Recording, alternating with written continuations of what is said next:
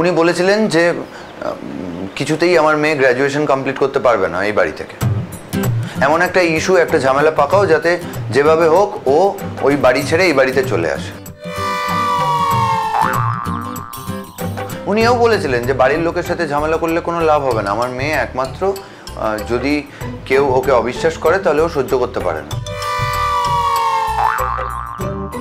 এইটা করলে ও বাড়ি চলে আসবে। উনি আমায় বলেছিলেন যে আমি তোমায় এই ইনপুটটা দিলাম, এবার কিভাবে তুমি ব্যবহার করবে তোমার ব্যাপার। বলেননি আপনি স্যার? কি এইসব কথা হয়েছিল আপনাদের মধ্যে? এসব কথা কেন বলেছিলেন আপনি কৌশিকদা? এ বাবা। আচ্ছা ড্যাডি, তুমি যদি এখন আমাকে সত্যি কথাটা না বলো না, আমি কিন্তু পরীক্ষা দিতে যাব না। আর আর আমি জানি তো মিথ্যা কথা বলছি, তাহলে তুমি শু করে দিচ্ছ না কেন? হ্যাঁ না মানে গুনগুন, তুমি যদি এখন দেখো পরীক্ষাটা না দাও তাহলে কিন্তু আমার সব শেষ হয়ে যাবে, সব শেষ হয়ে যাবে। সব কিছু শেষ হয়ে যাবে মানে কি? আপনি কি বলছেন কিচ্ছু বুঝতে পারছি না কিন্তু। হ্যাঁ হ্যাঁ হ্যাঁ কাকাবাবু, এবার একটু পরিষ্কার করে বলুন তো, নয়তো এবার কিন্তু গুনগুনের পরীক্ষা দিতেও দেরি হয়ে যাবে। বলুন। সত্যি মেয়েটাকে খেতে দেওয়া হচ্ছে? ও মা লক্ষ্মী মা, একটু খেয়ে নাও মা, খেয়ে নাও। ওদের কথা চলুক না, তুমি একটুখানি খেয়ে নাও, খেয়ে নাও। খাবো? আমার ড্যাডির নামে এত উল্টোপাল্টা কথা বলছে, মিথ্যা কথা বলছে, আর তোমাদের মনে হয় যে আমি এইরকম সিচুয়েশনে খাবো? হ্যাঁ, আগে আমি সত্যিটা জানবো তারপর। ড্যাডি কৌশিক, আমার ছেলে এতগুলো কথা বানিয়ে বানিয়ে বললো? আচ্ছা আচ্ছা ভজনদা, তুমি বলো আমি কেন এই কথাগুলো বলতে যাব? আমি বলি? আবার তুমি বলবে? হ্যাঁ সেই ভালো। সবই যখন তুই বলছিস, কৌশিকদা যখন কিছুই বলছে না, এটা তুই বল ভাবি, আমরা শুনি। কারণ তো স্পষ্ট, ওনার মেয়ের জন্য উনি চেয়েছিলেন যে ওনার মেয়ে একটা সাংঘাতিক আঘাত পাবেন এবং মন দিয়ে লেখাপড়া করবেন এবং ফাইনালি ফার্স্ট ক্লাস পাবে, এরকমই বাসনা ছিল ওনার। তাই উনি আমার সাথে একটা গট আপ গেম প্ল্যান করেন, আর আমি ওনার ফাঁদে পা দিয়ে দিই, আমি ফেঁসে যাই। কারণ এখন উনি আর স্বীকার করছেন না, আমার বাড়ির লোকজন আমায় বিশ্বাস করছে না, ওনার মেয়েও আমাকে বিশ্বাস করবে না, আই এম শিওর। না না ভাবিন, আমরা বিশ্বাস করছি। দেখ, তোকে তো আমরা কোনোদিনই অবিশ্বাস করি না, কিন্তু কি করব বল, কৌশিকদাকে তো বড্ড ভালোবাসি, কৌশিকদাকেও তো অবিশ্বাস করতে পারছি না, কি করি বলতো? আচ্ছা ড্যাডি, এই কথাটা কি সত্যি হয়েছিল তোমার সাথে? সত্যি কথা বলবে কিন্তু, আমি বলে দিচ্ছি। না না, হয়েছিল কিনা সেটা আমার মনে নেই, কিন্তু একবার মনে হচ্ছে আমার হয়েছিল, আর একবার মনে হচ্ছে হয়নি।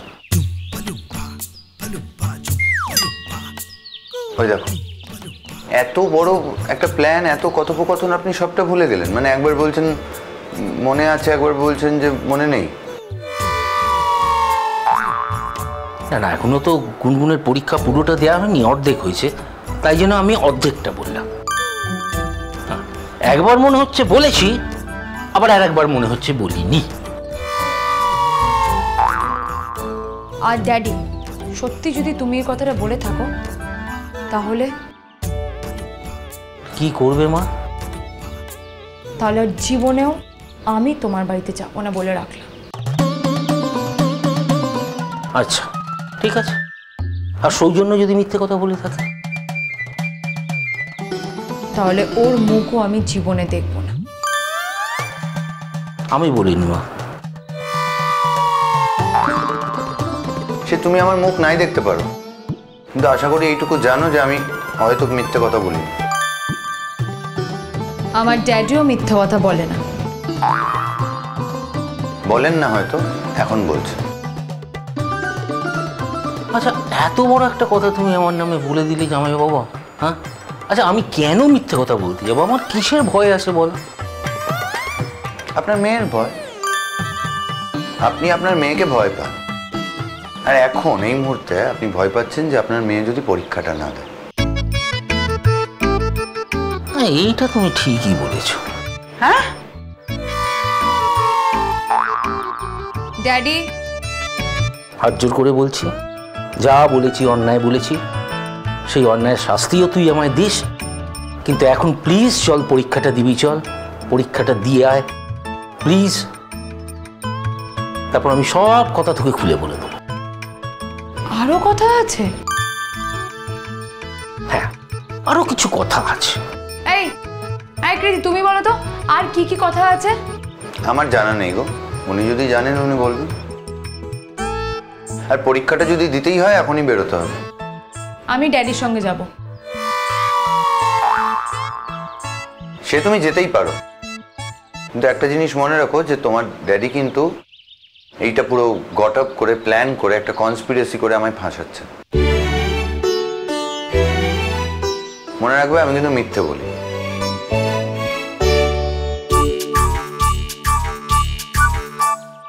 এই যা, চলে গেল, যা। গুনগুন, ওকে আটকাও। গুনগুন, সত্যি তোর কোনো দোষ নেই, এটা তো প্রমাণ হয়ে গেছে, আটকাও। গুনগুন মা, যা যা যা, ওর সাথে যাও, গিয়ে ওর পরীক্ষাটা দিয়ে এসো, যাও।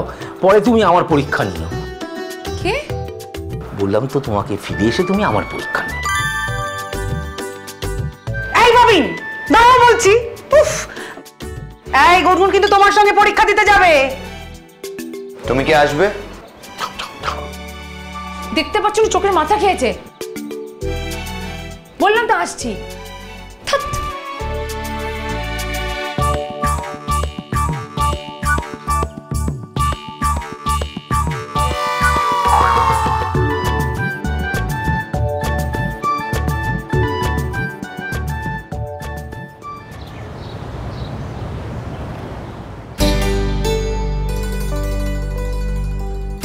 এই তো গুনগুন এসে গেছে, তোমার সাথে দেখা করবো বলে ওয়েট করছিলাম।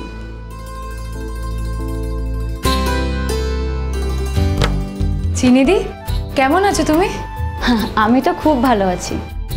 এই গুনগুন, তুমি আগে বলো পরীক্ষা কেমন হয়েছে? পরীক্ষা তো ভালোই হয়েছে, আর পরীক্ষা যেমনই হোক তা নিয়ে বেশি মাথা ঘামাতে নেই।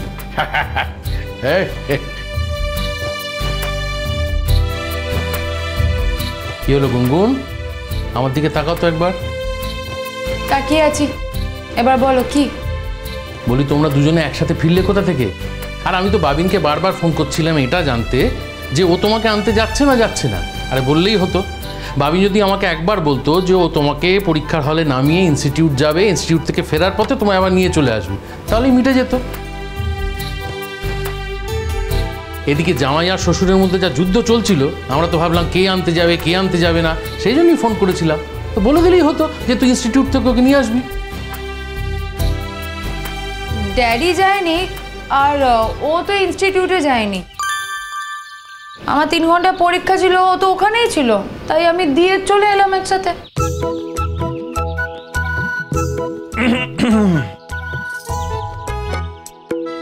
ও, তুমি ওইখানে বসেছিলে বাবিন? হ্যাঁ, 3 ঘন্টার জন্য আর কোথায় যাব? আমার একটা ছোট কাজ ছিল, একটা বই কেনার ছিল, সেগুলো কিনতে গেছিলাম, তারপরে ওখানেই ওয়েট করছিলাম ওর জন্য। ও তাই? এ বাবা বাবিন, হ্যাঁ তোমার তো আজকে ইনস্টিটিউটটা কামাই হয়ে গেল গো। এই শোনো, আমি কিন্তু ওকে ইনস্টিটিউট কামাই করতে বলিনি, ঠিক আছে? ড্যাডি এমনিতেই এসেছিল আমাকে নিয়ে যাবে বলে। কিন্তু কেউ যদি ইচ্ছা করে ইনস্টিটিউট কামাই করতে চায়, তাহলে আমি কি করতে পারি? তুমি কেন কথা বলছো? কেউ বলেছে তোমার কোনো দোষ আছে? আমি বললাম? ঠিক আছে, চুপ কর না বাবিন। ও মা লক্ষ্মী, তোমার মুখটা তো একবার শুকিয়ে গেছে গো। হবে না বড় মা, এতক্ষণ ধরে পরীক্ষা দিয়ে এসেছে, তুমি তো মনে হয় পরীক্ষার আগেও খুব একটা ভালো করে কিছু খেয়ে যাওনি না? ভালো করে কিছু খেয়ে যেতে পারিনি তো। এই ছোট মা, খেতে দাও। এই তো আমি খাবার নিয়ে চলে এসেছি। এই গুনগুন, এখন কিন্তু পরীক্ষা চলছে, ঠান্ডা ঠান্ডা খাবার খেতে হবে, বুঝলে? আর আমি তোমার জন্য দুধ আর আম নিয়ে এসেছি, নাও তো একটু খেয়ে নাও। না না, আমি এসব খাই না। তা খাবে কেন? ভালো জিনিস তো পছন্দ করে না, না?